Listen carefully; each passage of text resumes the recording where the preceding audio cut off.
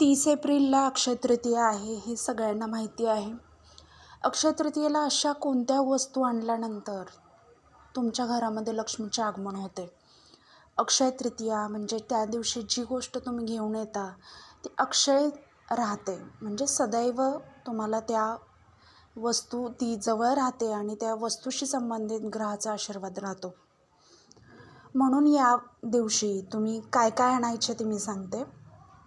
त्या दिवशी 1 किलोभर का होईना तांदूळ आणा, पिवळी मोहरी आणा, कापूस आणा. सोनं चांदी तर त्या दिवशी घेतलेलं अक्षय राहतं, म्हणजे ते विकायची किंवा गहाण ठेवायची कधीच वेळ येत नाही.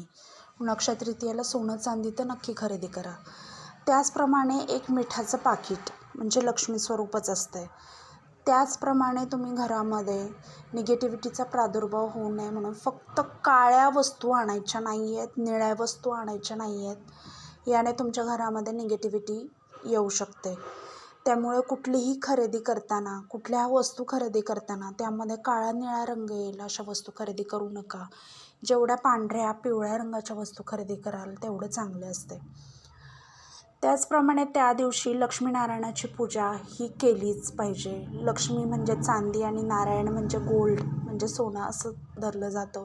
म्हणून तुम्ही चांदी सोन्याचं जर तुम्हाला विकत आणता नाही आले तर लक्ष्मीनारायणाची सेवा त्या दिवशी कुठलाही मंत्र लक्ष्मीनारायणाचा जप करा.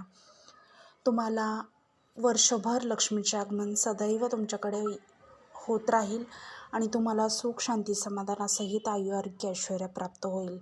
नक्की करा. श्री स्वामी समर्थ. सबस्क्राईब, लाईक आणि शेअर करा.